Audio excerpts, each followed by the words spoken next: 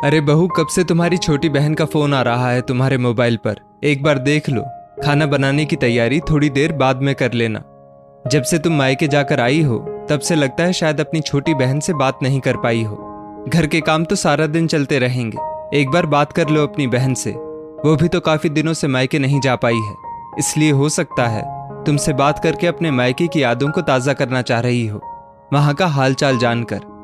तुम दोनों का तुम्हारी माँ के जाने के बाद वैसे भी अब कभी कभी ही मायके जाना हो पाता है। तुम भी इस बार काफी दिनों बाद मायके जाकर आई हो, इसलिए तुम्हारी छोटी बहन उतावली हो रही है तुमसे मायके का समाचार जानने के लिए। जाओ पहले उससे बात कर लो।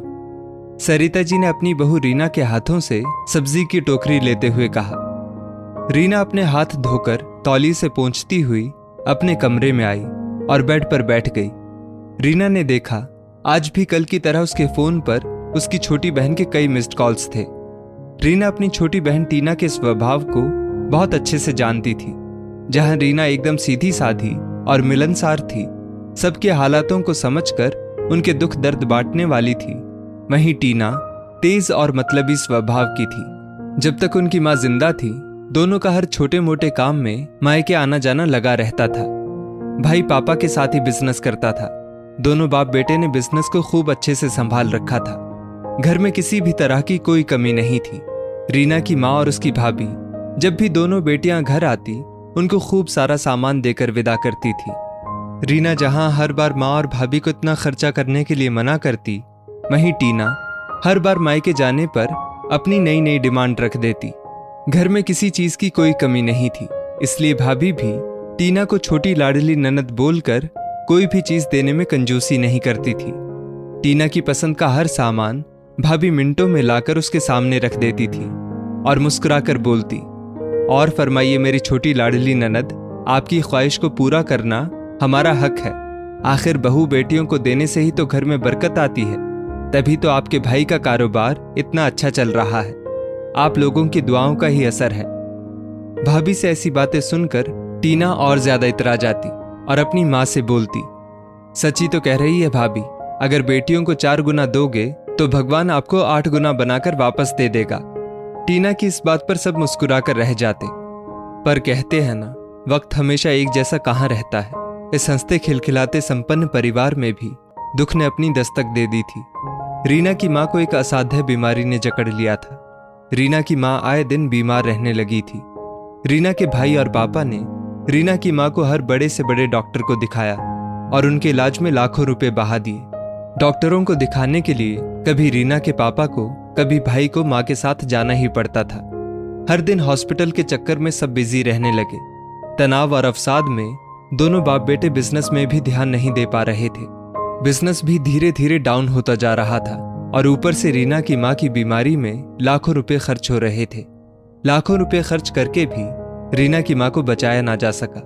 परिवार दुखों और दर्द से टूट चुका था। माँ के जाने का गम, बिजनेस के चौपट हो जाने के गम ने रीना के पापा को भी गुमसुम और बीमार सा बना दिया था। भाई अपनी टूटी हुई हिम्मत वापस जुटाकर अकेले ही बिजनेस को संभालने में लगा हुआ था। घर की आर्थिक स्थिति काफी कमजोर हो चुकी थी, फिर भी रीना की भाभी ने हिम्मत करके घर को संभाल रखा था। अपनी दोनों ननदों को भी वो हर बार त्योहार पर फोन करती। माँ के गुजरने के बाद दोनों बहनें जब मायके जाती तो भाभी का पहले की तरह टीना को कुछ नहीं देना टीना को बहुत अखरता था। टीना रीना को सुनाने लगी थी, देखो दीदी, माँ के जाते ही भाभी कितनी बदल गई है। बस माँ के सामने हमारी चापलूसी करती थी ताकि उनकी नजरों में अच्छी बन सके। अरे जैसे ही माँ गई, देखो भाभी भी कितनी बदल गई। अरे विदागिरी में आजकल भाभी ढंग की 2 साड़ियां भी नहीं देती है हमको। पहले तो माँ के सामने बार बार बोलती थी, और दीदी बताइए क्या दूं क्या दूं, और अब माँ के जाते ही पैसों पर कुंडली मारकर बैठ गई है। 1 रुपया भी खर्च नहीं करती हमारे ऊपर। रीना को टीना की बातें सुनकर बहुत गुस्सा आता। वो टीना को बोलती, टीना, तुझे घर के हालात के बारे में पता नहीं है क्या? माँ के ऊपर लाखों रुपए खर्च हुए हैं, भाई का बिजनेस चौपट हो गया है। पर टीना का तो एक ही जवाब होता, रहने दो दीदी, इतने सालों से भैया ही पैसे जमा कर रहे थे। ये सब तो नाटक है उनके, ताकि हम लोगों के ऊपर पैसा ना खर्च करना पड़े। इन लोगों की नीयत ही नहीं रही है अब माँ के जाने के बाद हमको कुछ देने की। रीना चाहकर भी टीना को कुछ नहीं समझा पा रही थी। टीना ने तो मायके जाना ही बंद कर दिया था।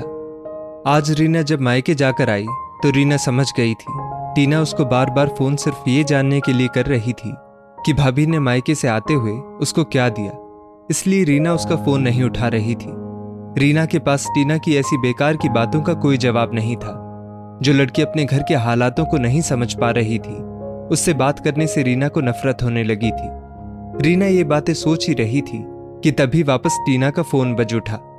रीना ने ना चाहते हुए भी फोन उठा लिया और जैसी उसे उम्मीद थी वैसा ही टीना ने सवाल पूछ लिया, अरे दीदी, आपने तो फोन उठाना ही बंद कर दिया मेरा। मायके क्या जाकर आ गई 4 दिन? आपने तो अपनी छोटी बहन से बात करना ही बंद कर दिया। अरे आखिर भाभी ने आपको ऐसा क्या दे दिया जो आप मुझे बताना नहीं चाह रही? रीना बोली, सबसे पहली बात तो छोटी, हम मायके अपनों से मिलने जाते हैं।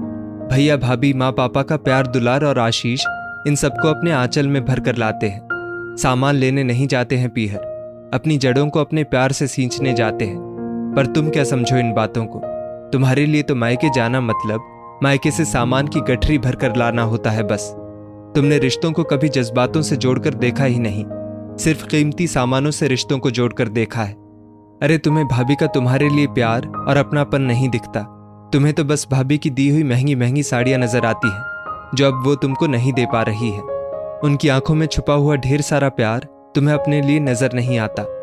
अरे भाभी तो तुम्हें अभी भी वैसे का वैसा कीमती सामान दे देती जब तुम मायके से वापस आती।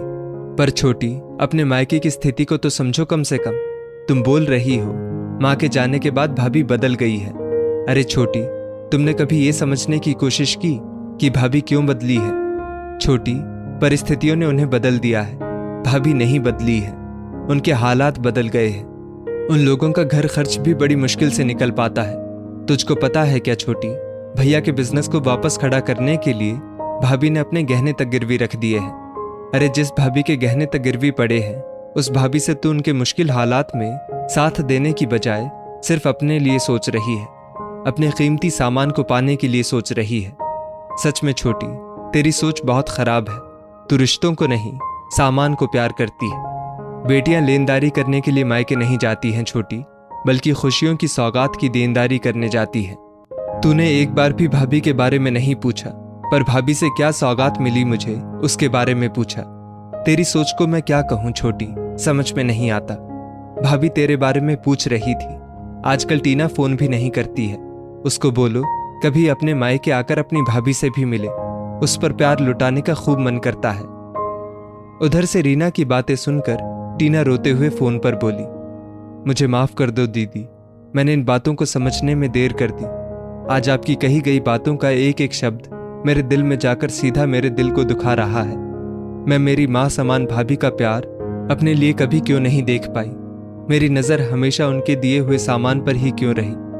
मैं भी कल ही भाभी से मिलने जाऊंगी दीदी, सिर्फ उनसे मिलने, उनका प्यार और अपनापन लेने। मुझे भी आपके जैसे मायके का प्यार भरा एहसास चाहिए, सिर्फ ये सामानों की पोटली नहीं। शुक्रिया दीदी, मेरे सोए हुए जज्बातों को जगाने के लिए। ऐसा बोलकर टीना ने फोन रख दिया। रीना को यह सोचकर तसल्ली थी कि चलो टीना को देर से ही सही, पर रिश्तों की कद्र तो हुई। टीना भी रीना की तरह रिश्तों को जज्बातों से जोड़कर देखेगी, ना कि सामानों के लेन देन से। दोस्तों, बहुत से घरों में कुछ लड़कियां मायके से सिर्फ लेन देन का रिश्ता ही रखती हैं। जहां लेन देन कम हो जाता है, वहां मायके में भाभी को सुनाने में कोई कसर नहीं छोड़ती है। पर वो ये नहीं समझती कि कभी कभी मायके के हालात ऐसे हो जाते हैं कि बेटी को सिर्फ आशीष से ही विदा करना पड़ता है।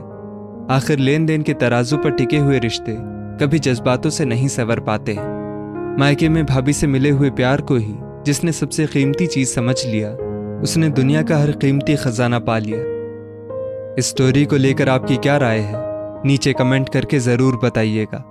और ऐसी ही और भी बेहतरीन वीडियोस के लिए हमारा पेज जरूर फॉलो करें। धन्यवाद।